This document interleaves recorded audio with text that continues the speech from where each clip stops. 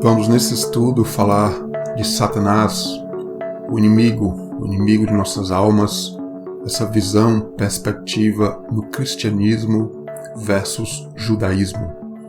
Então realmente, quando a gente fala sobre esse tema, a gente vai se perguntar, existe um caos no céu?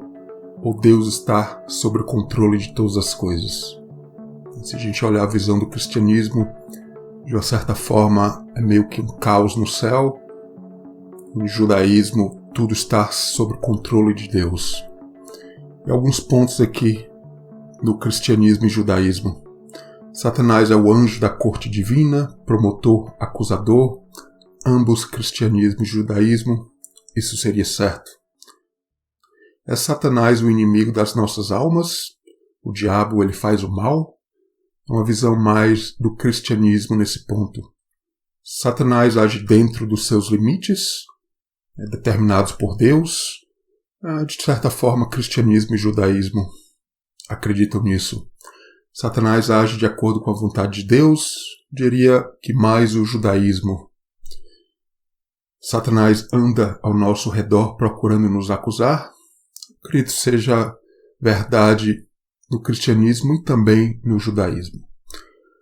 E, na verdade, quem está certo? Quais as religiões? Aqui o foco mais do cristianismo e judaísmo.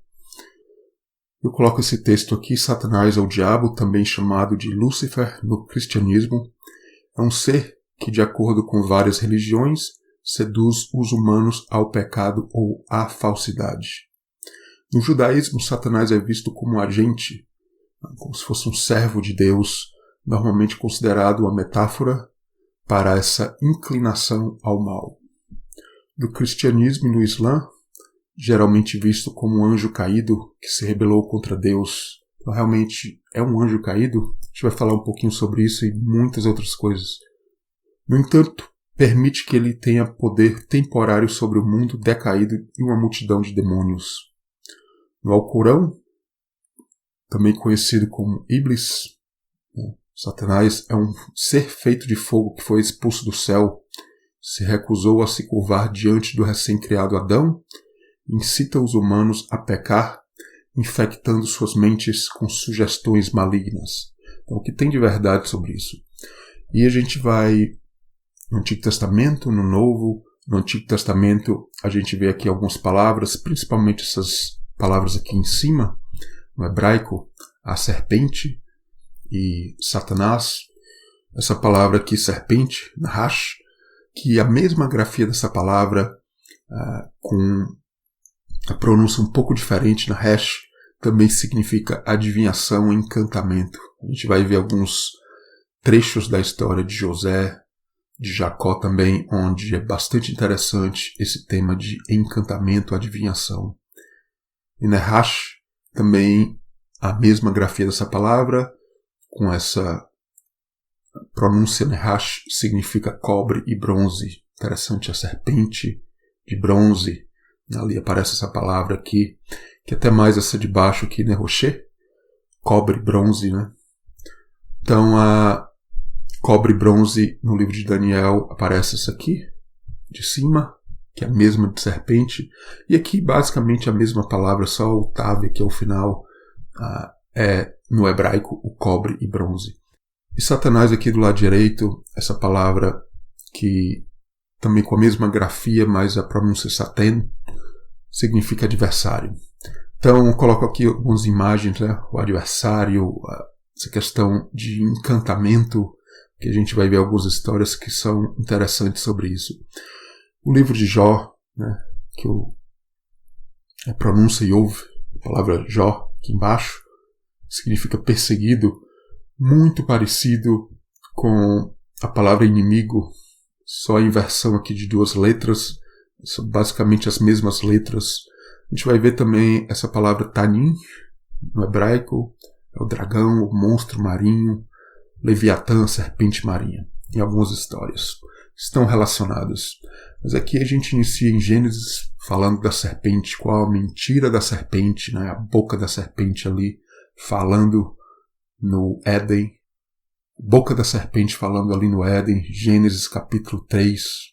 Então, qual a mentira do diabo? Né? A serpente é mais astuta de todas as alimárias, né? Todas as bestas, os animais do campo. É sempre a questão de, ela vai dizer o que ela falava, ela vai contra a palavra de Deus, mas é interessante porque ela vai dizer algumas coisas interessantes que, na verdade, vão até se cumprir. Então, essa discussão aqui com Eva, veja só, no verso 4 de Gênesis 3. Então, a serpente disse à mulher, certamente não morrereis. Eu coloco aqui em fundo preto para mostrar como embaixo, no mesmo capítulo, vai mostrar que realmente, de uma certa forma, tudo que a serpente falou, ou praticamente quase tudo, realmente aconteceu. Depende muito da perspectiva, da linguagem da serpente. Eu diria, a serpente tem a sua linguagem. A gente vai ver isso pelo Novo Testamento também. Então, certamente não morrereis. Deus sabe no dia em que dele, do fruto, comerdes. Então, outra coisa, no dia que do fruto comerdes, abrirão os vossos olhos.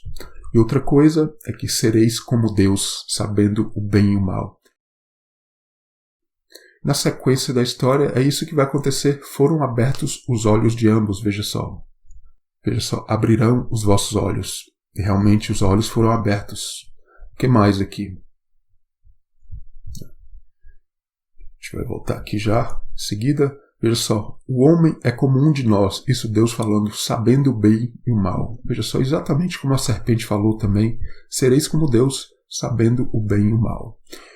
A gente desce aqui, e a última. Tome também da árvore da vida e coma e viva eternamente. Realmente são expulsos, realmente a morte, estão longe da árvore da vida. Deus, pois, o lançou fora do jardim do Éden. Veja só, para longe, né? Ali, o caminho da árvore da vida sendo guardado. Então, realmente a morte.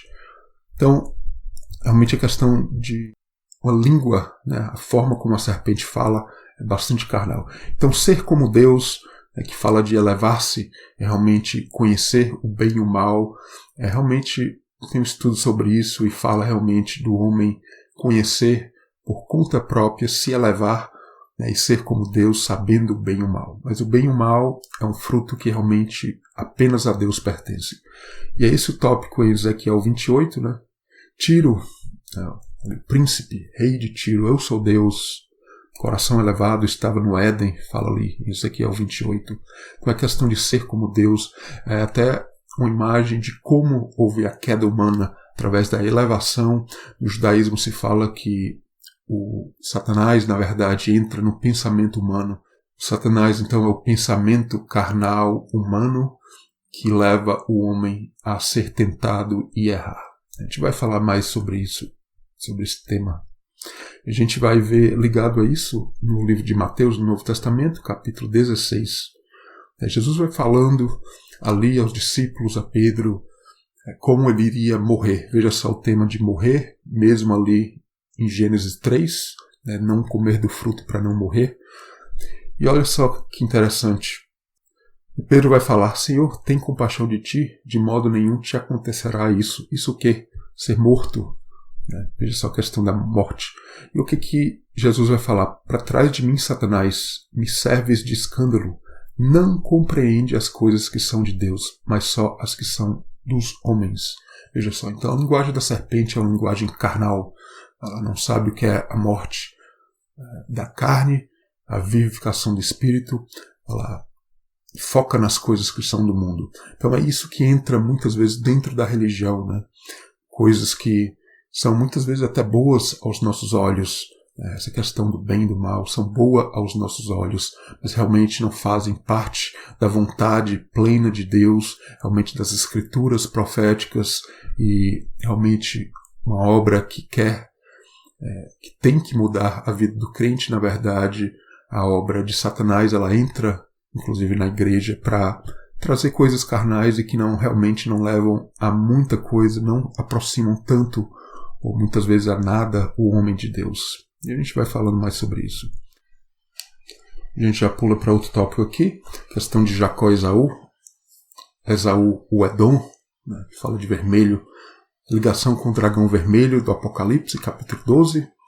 Realmente, vamos ver isso. Sanguinário, a nação sanguinária, Edom, ali que veio de Esaú. E Esaú ali peludo. Gênesis 25, 23, 2 nações há no teu ventre, uma vai ser Jacó, Israel, a outra nação carnal. Saiu o primeiro ruivo, na verdade a palavra aqui, vermelho, vem de vermelho, vestido de pelo, veja só, pelo. A gente vai entrar em alguns detalhes bastante interessantes sobre isso. Então Esaú, Edom, sanguinário, que aconteceu profeticamente, mata a primogenitura, a luta ali de Jacó e Esaú. Quem vai ser o maior, o primogênito? A venda do guisado vermelho, Jacó, vende a Esaú. Deixa-me, peço-te, comer desse guisado vermelho. Veja só, o vermelho sempre envolvendo ali Esaú, o Edom. Guisado aqui é o vermelho, vermelho, na verdade é o que fala aqui nesse verso. Então, Esaú, Edom, ligado a Azazel, aquele bode do dia da expiação, o bode emissário. Tinham 2 bodes, veja só a questão da morte, novamente aqui, um bode era morto ali para expiar os pecados, outro solto no deserto. A palavra bode, que em algumas passagens é traduzida como cabeludo também, e como demônio. E olha só a palavra cabelo, basicamente a mesma palavra, só o iod aqui, a letra aqui que não está aqui na palavra cabelo. Essa mesma palavra que aparece em Gênesis 25, 25, falando de Esaú, que tinha cabelo. Mas olha só nessas outras passagens, essa palavra aqui em verde, que significa bode, demônio, cabeludo. Ela está presente aqui em Gênesis 27, 11, quando fala que Esaú é cabeludo. Aqui já usa essa palavra que é mesmo que bode. Gênesis 27, 23, novamente a palavra significando cabeludo para Esaú. Ali, quando Jacó se passa por Esaú. Levítico 17, 7, fala de sacrifício aos demônios, olha só, basicamente a palavra bode, a palavra demônio ali. 2 Crônicas 11, 15, falando ali dos lugares altos, onde tinha demônios ali. Então, essa palavra bode aqui, veja só, a ligação de demônio com cabelo, com bode, é toda essa ligação com Esaú. Por isso, por outras coisas também que no judaísmo liga muito Esaú e Edom realmente ao demônio, e esse bode emissário aqui, o Azazel, em Levítico 16. Veja só, o bode que realmente, basicamente, aquela palavra que está ligado ao cabelo, o cabeludo, o bode emissário que vai para o deserto. Vai para o deserto, e olha só a ligação com a tentação no deserto que a gente vai ver outras passagens aqui. A gente vai ver a ligação com a tentação do homem de Israel, da igreja de Jesus no deserto. Então veja só, o bode vai realmente para o deserto, ali Levítico 16, o dia da expiação, que é o contexto, a remoção da iniquidade. Vai levar as iniquidades deles para aquela terra solitária, o deserto. Veja só, eu trago aqui outra passagem, Daniel 8. É muito interessante porque aparecem ali várias palavras, carneiro, bode, cabra, realmente visões ali de Daniel para os dias futuros, inclusive os nossos dias. E a palavra carneiro, essas palavras que estão ligadas à força, algo poderoso. Então a visão ali de Daniel, ele viu um carneiro, veja só, diante do rio, tinha 2 chifres. A gente vai ver essa palavra aqui, outra palavra, que é carneiro ligada à força. Essa palavra no hebraico está ligada a poderoso ou alguém até poderoso. O carneiro dava amarradas para o ocidente, etc.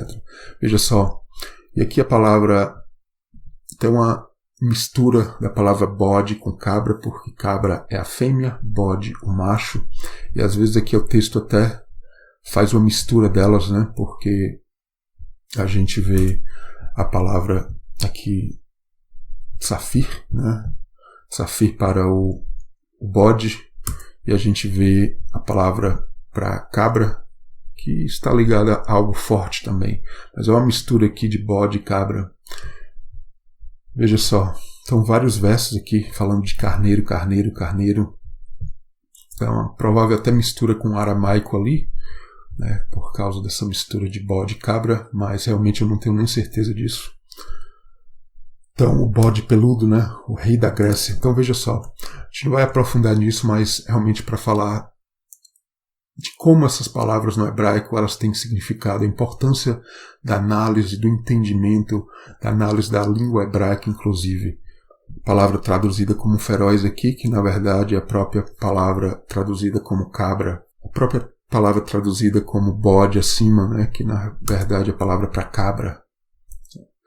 Mas enfim, mostra a força humana, né, veja, isso é muito importante, essa ligação dos animais, inclusive na Bíblia, com o projeto de Deus e o contraste à obra inimiga. Então, muito da interpretação bíblica no cristianismo carece de maior entendimento da linguagem bíblica e hebraica. Por isso, meu entendimento se alinha muito mais até em vários sentidos nesse tema, né, com o judaísmo, que tem raízes talvez bem mais profundas de análise. Então, Jacó, a história de Jacó, a sua correção, o tio Labão, onde ele foi ali na Síria, a gente vai ver uma passagem bastante interessante. Então Jacó foge de Esaú, e vai ser corrigido ali na Síria. Basicamente é a mesma história, similar à história de José no Egito. Veja só, Síria, Assíria, José no Egito. A nação de Israel vai seguir o mesmo caminho, vai ser corrigida ali na Síria, que vai invadir Israel, vão ser levados cativos. E a mesma história a gente vai ver no Apocalipse. A Judá também pela Babilônia. Judá também pela Babilônia, a gente vai ver que há realmente um sentido, uma ligação do inimigo vindo e trazendo a correção, como a gente vai ver. Então Jacó, a sua correção, né, ele vai ali para a Síria, como tenho falado. Veja só em Gênesis 30, 27, o tio de Jacó ali, no lugar onde Jacó estava sendo ali tratado na Síria. Se agora tem achado graça em teus olhos, fica comigo, tenho experimentado. Veja só a palavra experimentado. Basicamente aqui a palavra para serpente, essa palavra de adivinhação. Interessante como traduzido aqui, tenho experimentado, adivinhado, né, que o Senhor me abençoou. Então ele praticava esse tipo de coisa realmente, Labão. E ali tudo ali é o pano de fundo ali para a história em seguida, onde Jacó vai sair dali e vai se tornar o Israel. Então Jacó vai ali para Peniel, vai lutar ali com o anjo e vai reconhecer todo o poder de Deus e se tornar o Israel. Interessante em Gênesis 33 como ele se prostra a Esaú. Realmente isso é certo, um homem se prostrar a um outro. Mas veja só, existem muitas coisas aqui correndo por trás. Esaú fez parte desse processo de correção de Jacó. Aquela inclinação de Jacó a Esaú, o entendimento é que realmente há um entendimento de Jacó para todo esse processo de Deus, inclusive através de Esaú, que é a parte carnal da história, são dois gêmeos aqui. Esaú inclusive ligado à obra inimiga, veja só, Partido Vermelho, Edom, sanguinário, mas veja só, Deus usou todo aquele processo, inclusive através de Esaú, para que Jacó se tornasse ali o Israel. Ele vai se inclinar, vai se prostrar. Aqui nesse momento o entendimento é esse, Jacó entendendo todo o plano de Deus. A face de Esaú como a face de Deus, né? Jacó vai falar, tenho visto teu rosto para Esaú, como se tivesse visto o rosto de Deus. E ali em Peniel, que significa justamente a face de Deus, veja só, Jacó luta com o anjo anteriormente, aqui o encontro com Esaú. Quem seria aquele anjo? Será que Jacó não pensava inclusive que era Esaú ali no meio da noite lutando contra ele? Realmente a luta do homem com a carne, e o vencedor, na verdade, tem sempre que ser Deus, nos trazendo realmente para uma nova vida, é um novo nome ali de Jacó. Gênesis 37, José ali levado ao Egito, vendido ao Egito, e a gente vai ver a história de José aqui no Egito, quando os irmãos vão para o Egito, e veja só, quando os irmãos chegam, a palavra de José, a palavra de José em Gênesis 44, 5. Não é este o copo em que bebe meu senhor, pelo qual bem adivinha? ali aquele plano de José, colocar o copo ali no saco ali de Benjamim. E veja só, também o mesmo tema de correção dos irmãos ali, José no Egito. Veja só, Jacó foi para a Síria, lugar de correção. Síria que viria a ser ali o império da Síria, por aquela região que iria corrigir, trazer correção para Israel mais na frente, na história de Israel. E aqui, Egito, também outra nação bastante importante nesse processo de Israel. E aqui na história de José, né? Então, adivinha, né, a palavra aqui, bem adivinha, na verdade a palavra serpente, o adivinhar, aqui aparecendo 2 vezes. E no verso 15 de Gênesis 44, a mesma coisa.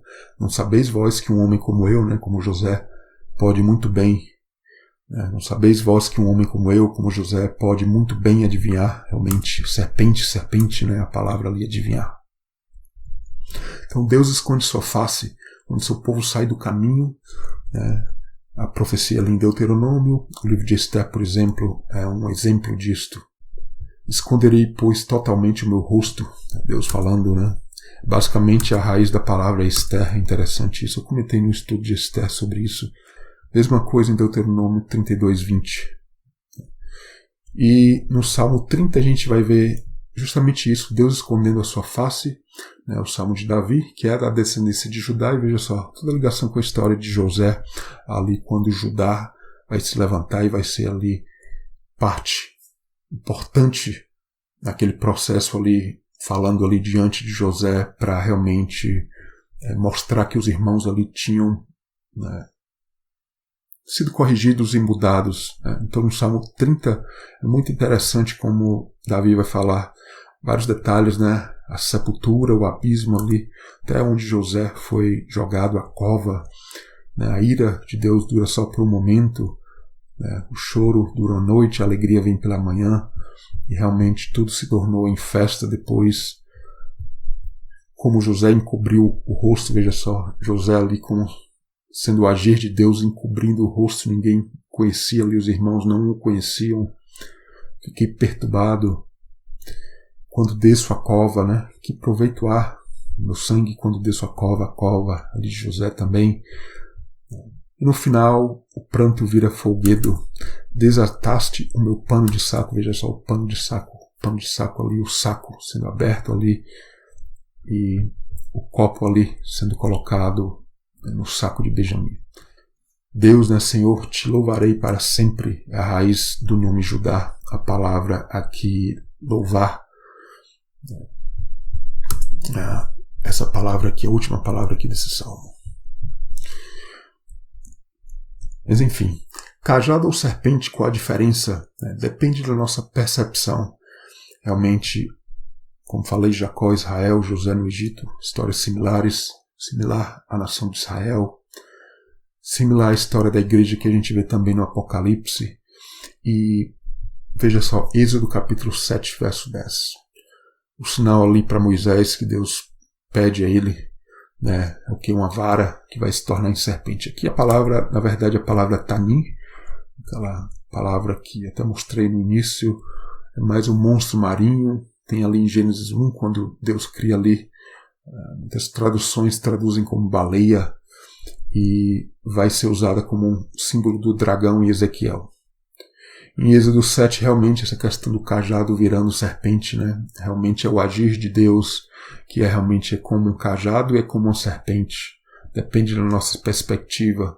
Ali o cajado vira serpente, e a serpente o cajado e vice-versa. Realmente o agir de Deus, toda a questão do homem ser testado, e ali o Egito representa isso, realmente, o cajado de Deus. Veja só na história de Isaías, a Síria agora vindo para corrigir o povo de Israel, que está em rebelião, idolatria. Isaías 10:5, ai da Síria, vara da minha ira. Veja só, o rei da Babilônia, aqui já em Jeremias, Nabucodonosor, rei da Babilônia, meu servo, realmente o cajado nas mãos de Deus, trazendo correção para o povo de Deus. E essa história ainda nos dias de hoje, como funciona? Mais uma vez, Jeremias 27, rei da Babilônia, meu servo. Jeremias 43, a mesma coisa. 51 também, meu machado de batalha. aqui Jeremias 51, capítulo onde vai se falar da correção realmente da Babilônia, né, que de qualquer forma é um machado de batalha nas mãos de Deus. Né. Veja só Ezequiel 29, o dragão, a serpente, o tanim, né, que é aquela palavra que também aparece em Êxodo 7, falando de Faraó, rei do Egito, o grande dragão, né, esse contexto aqui de rio, né, como se fosse um abismo ali cheio de água, realmente fala tudo da conversão do crente, né, o abismo da religião, onde o crente muitas vezes mergulha, e ali está realmente a figura do inimigo, da obra inimiga, e Deus, no contexto de Ezequiel, trazendo suas correções em todo o contexto de Ezequiel. E aqui a gente vai pular para o dragão vermelho no Apocalipse, essa mistura de Faraó com Esaú, né, essa questão do vermelho de Esaú, Edom. Esse dragão vermelho, ligado aqui ao Apocalipse 12, que a gente vai ver aqui, verso 3, o grande dragão vermelho, 7 cabeças, 10 chifres. E a gente passa aqui para outro tópico, o pão e a luta, né, Israel com Amaleque, nação de Amaleque, Amalequitas, ali descendentes de Esaú. Veja só, da forma como Jacó lutou ali com Esaú, a gente vai ver a mesma coisa, bem similar, Israel com Amaleque, os descendentes de Esaú, no deserto. E aqui a questão no hebraico é um tópico até que não vai ser aprofundado, mas mostrado aqui com a palavra pão, lehem, é a mesma de luta, laham. O povo no Egito, em Êxodo 16, murmurando, né, querendo pão, alimento, veja só, o pão, lehem. E o que vai acontecer, né? O maná, havia a questão do maná caindo do céu, e a gente vai ver justamente essa questão da luta. Eles pediram pão, realmente veio o maná, Deus traz a provisão para o povo, mas a gente vê também que a reclamação vai levar a uma luta, né? Dar-nos água para beber, aqui reclamando de água, Êxodo 17, veja só, logo na sequência, e vai falar que vem aí o povo de Amaleque, os amalequitas, e vão pelejar, né? Veja só, a mesma palavra que pão, mesma grafia, só muda a pronúncia, em vez de lehem, é laham, realmente a palavra para guerra. Né? E realmente é essa história, né? O deserto é o lugar onde realmente o homem é levado para a tentação e a correção. Essa é toda a história de Israel no deserto, a história do Novo Testamento, a tentação de Jesus também, que a gente vai ver. Então, Amaleque é a descendência de Esaú, ligado à serpente. Realmente a gente vai ver a cauda, né? Amaleque, ele veio por trás, a gente vê aqui em Deuteronômio 25, né? Amaleque, né?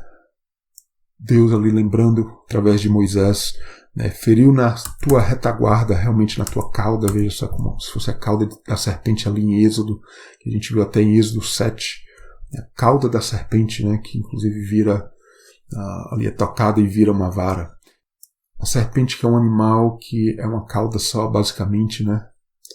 O que é a cabeça, o que é a cauda, às vezes até a gente não sabe. Realmente é o símbolo da obra inimiga. Deus é a cabeça, não a cauda, e assim devemos ser nós também.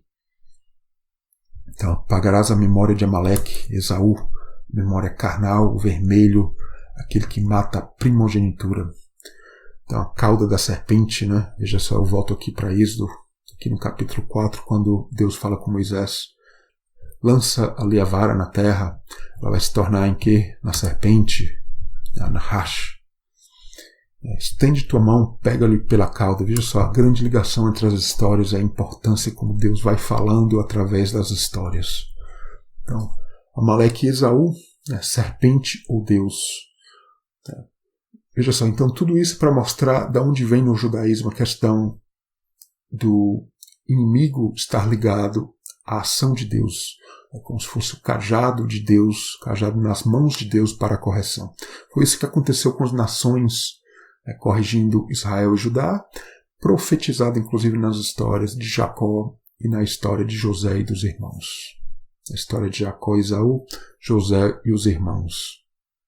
Então aqui a história voltando um pouco ao Gênesis, a questão de Peniel, a face de Deus, já falei um pouco sobre isso.